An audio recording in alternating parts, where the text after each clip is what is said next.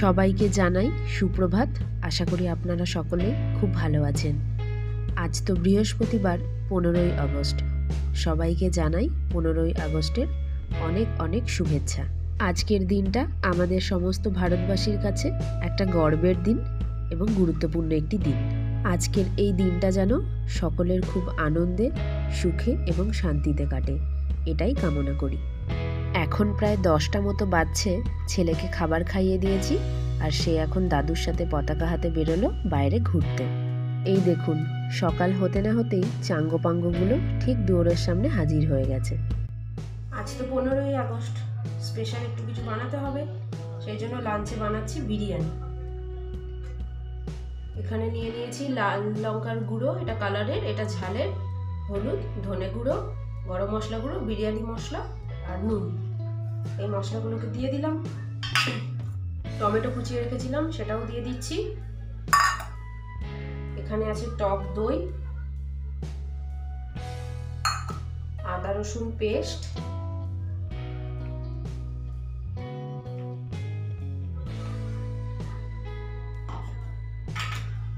আর এখানে দিচ্ছি পেঁয়াজ বেরেস্তা। বিরিয়ানি করার আগের এই প্রসেসটাই একটু ঝামেলার, এটা কমপ্লিট হয়ে গেলে বিরিয়ানি করতে কিন্তু আর বেশিক্ষণ সময়ই লাগে না। চলুন, সমস্ত মশলাপাতি দিয়ে দিয়েছি, এবার এটাকে মাখিয়ে রেখে দেব। বেশি টাইম পাবো না মাখিয়ে রাখার জন্য, কিন্তু তাও যতটুকু রাখা যায়, ওই মোটামুটি 2 ঘন্টা মতো রাখবো। এখন তো 10টা বাজছে, 12টার সময় আসবো রান্না করতে।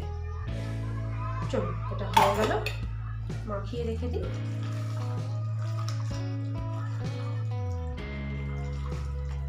তাহলে একটা বড় কাজ হয়ে যাবে, এসে শুধু ঝপাঝপ করে রান্নাটা বসাবো, ব্যাস রেডি হয়ে যাবে।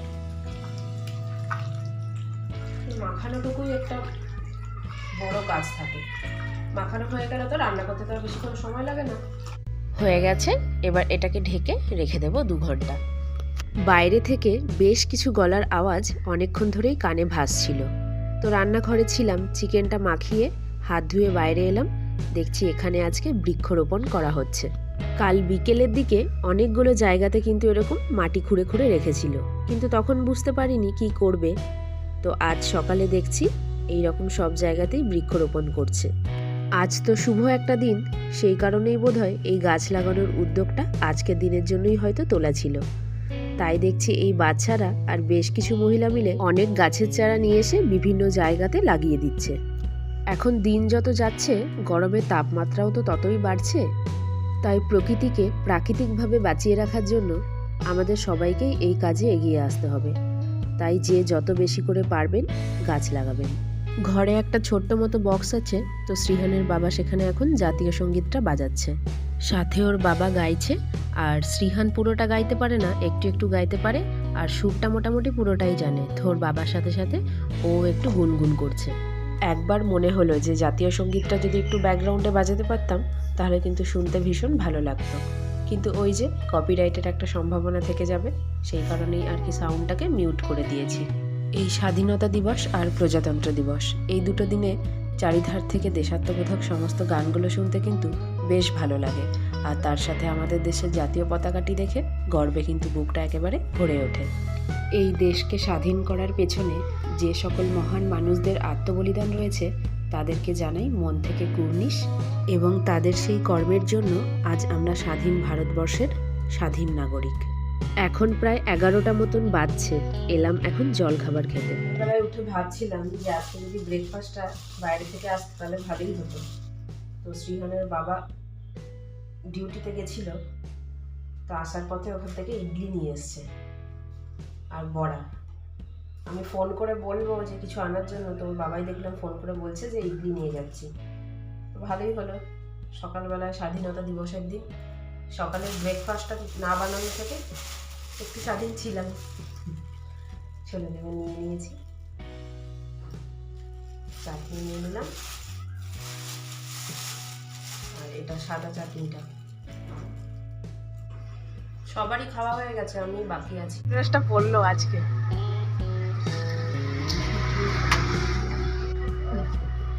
যাও অফিস করে এসো। শ্রীহানের বাবা এখন ডিউটির জায়গাতেই যাচ্ছে, তবে ডিউটি করতে নয়, এখন সেখানে পতাকা উত্তোলন করা হবে। সেই কারণেই আর কি সমস্ত স্টাফকে ফর্মাল ড্রেস পরে যেতে বলেছে। আমার দেখা এই প্রথম শ্রীহানের বাবাকে আমি এরকম ফর্মাল ড্রেসে দেখলাম। সাধারণত ডিউটির ড্রেস পরেই দেখা হয়, আর বাইরে গেলে ওই টুকিটাকি বাইরের জামা কাপড় থাকে সেইগুলো। তাই প্রথম যখন ওর বাবা আজকে এই ড্রেসটা পরলো, একটু ওর বাবাকে আমি খচাচ্ছিলাম। চলে এসেছি এখন রান্নাঘরে, রান্না বসিয়ে দিয়েছি। আর এই ছুটির দিনগুলোতে না সবাই যেহেতু ঘরে থাকে, এক জায়গায় বসে একটু চা খাওয়া, একটু গল্প করা, একটু এদিক ওদিক করা, এই সমস্তগুলো করতে করতে দেরি হয়ে যায়। এখন প্রায় 12:30 মতন বেজে গেছে। আর আজকে তো বিরিয়ানি বানাচ্ছি। তো শ্রীহানের বাবাও ডিউটির ওখানে গেল, একটু পরেই চলে আসবে। চেষ্টা করছি তাড়াতাড়ি করে বানানোর, নয়তো বিরিয়ানির গন্ধে শ্রীহানের বাবার আবার তাড়াতাড়ি খিদে পেয়ে যাবে। বিরিয়ানিটা দমে বসানোর সময় যে গামলাটাতে ভাত করেছি প্রতিবার সেটাতেই বসাই, কিন্তু আজকে ওই গামলাটাতে আর ধরবে না, কারণ আজকে ভাতের পরিমাণটাও একটু বেশি আছে, আর সাথে কিছুটা আলুও দিচ্ছি। তো আলু, চিকেন, ভাত একসঙ্গে গামলাটাতে খুব চাপা চাপা হয়ে যাবে। সেই জন্যই আর কি আজকে স্টিলের গামলাটাতে বসাচ্ছি দম দেওয়ার জন্য। তো স্টিলের গামলাতে আমি আগে কখনো বিরিয়ানি দমে বসাইনি, কারণ তলাটা তো খুব তাড়াতাড়ি পুড়ে যাওয়ার চান্স থাকে। সেই কারণে একটা রুটির তাওয়া বসিয়েছি গ্যাসের ওপরে, সেটাকে হালকা গরম করে নিয়েছি, আর তাওয়াটার ওপরে এই গামলাটাকে বসিয়ে দেব। বিরিয়ানি তো এখন কম বেশি ঘরে সকলেই বানায়। তো আমি যেভাবে বানালাম, চিকেনটাকে বানিয়ে আগে তলাতে দিয়ে দিয়েছি, তার উপরে ভাতটা দিলাম, আর আলুগুলোকে সাজিয়ে দিয়েছি। ওপর থেকে একটু পেঁয়াজ বেরেস্তা দিয়েছি, দিলাম অল্প ঘি, আর দুধ দিলাম একটুখানি, আর একটু নুন ছিটিয়ে দেব, আর সামান্য একটু বিরিয়ানি মশলাটা ছিটিয়ে দেব। বিরিয়ানি মশলাটা আমি ঘরেই বানাই। সমস্ত মশলাগুলোকে শুকনো খোলায় একটু ভেজে নিই, দিয়ে তারপরে গুঁড়িয়ে রেখে দিই। আর এই মশলাটা না আমি ডিমের ঝোলেও কিন্তু মাঝের মধ্যে ব্যবহার করি, খেতে কিন্তু খুব সুন্দর হয়। মাঝে মধ্যে যখন দই কাতলা বানাই, তাতেও কিন্তু একটু করে আমি এই বিরিয়ানির মশলাটাকে ছিটিয়ে দিই, তাতে কিন্তু খুব সুন্দর একটা অন্য ধরনের গন্ধ বের হয়। বিরিয়ানিতে আজকে যে আলুটা দিয়েছি, প্রেসার কুকারে নুন হলুদ দিয়ে ভালো করে সেদ্ধ করে নিয়েছি, আর তারপরে কড়াইতে একটু তেল গরম করে আলুটাকে হালকা করে ভেজে নিয়েছি। এতে করে আলুটা কিন্তু একটু গোটা গোটা থাকবে। আর মাংসের মধ্যে দিয়ে যদি পুরোটা করতে যেতাম, আলুগুলো কিন্তু ভেঙেও যেত, আর দেখতেও ভালো লাগতো না।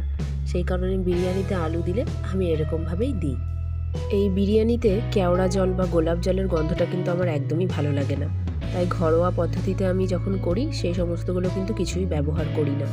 বেরেস্তা ভাজার যেই তেলটা থাকে সেটা কিছুটা নিই, আর কিছুটা ঘি, দুটোকে একসঙ্গে মিক্স করে সেই তেলটাকে আমি বিরিয়ানির ভাতটার উপর থেকে ছড়িয়ে দিই।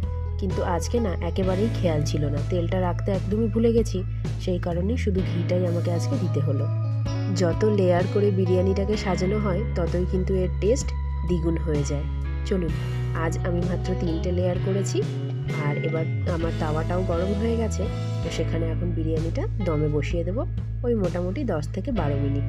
গামলাটা স্টিলের তো, সেই কারণেই ভাবছি তলা থেকে আবার লেগে না যায়। তো গ্যাসটা ওই জন্য সিম করে দিলাম। যখন নামাবার সময় হবে তার আগে একটু জোরে করে 1 মিনিট মতো রেখে নামিয়ে নেব। আর এদিকে কতগুলো বাসন হয়েছে সেগুলোকে এখন ধুয়ে নিচ্ছি, কারণ খাবার খেয়ে এই তো রান্নার আগের বাসনপত্র, তারপরে আবার খাওয়া দাওয়ার বাসনপত্র, সেগুলো মিলিয়ে একেবারে পাহাড় হয়ে যাবে। সেই কারণে এগুলোকে আগে মেজে উঠিয়ে রাখবো। আর খাবার খাওয়ার পর কার এত বাসনপত্র মাজতে ইচ্ছা করে বলুন তো? সেই সকালবেলায় ঘুম থেকে ওঠা থেকে শুরু করে রাতে ঘুমোতে যাওয়া পর্যন্ত, এই সময়ের মধ্যে তো আর বসবার সুযোগটুকুও সেরকমভাবে হয় না। তাই যতটা চেষ্টা করি খাবার খাওয়ার আগে ভারী কাজগুলোকে সব সেরে নেওয়ার। শ্রীহানের বাবা আর ওর দাদু ঘুরতে বেরিয়েছিল। এখানে খুব সুন্দর একটা গণেশ ঠাকুরের মন্দির আছে, আর সেই মন্দিরের গণেশটি কিন্তু সোনা দিয়ে তৈরি। আর সেই গণেশ ঠাকুরেরই প্রিয় জিনিসটি এই প্যাকেটের মধ্যে নিয়ে এসছে। এটা কিন্তু সন্দেশের মোদক নয়, আমাদের বাঙালিদের যেমন পুলি পিঠা হয়, সেই পুলি পিঠাটাকেই এনারা মোদকের আকারে তৈরি করেছে। আমি একবার মাত্র মন্দিরটাতে গেছিলাম, সেখানে এত ভিড় হয়, ভেতরে ঢুকে আপনি একটা মিনিটও কিন্তু ঠিক করে দাঁড়াতে পারবেন না। চলুন, ব্লগটাও তাহলে এখানেই শেষ করছি। ভালো লাগলে একটা করে লাইক, কমেন্ট, শেয়ার করবেন। তাহলে সকলেই ভালো থাকবেন, সুস্থ থাকবেন। খুব তাড়াতাড়ি দেখা হবে পরের আরেকটি নতুন ব্লগে।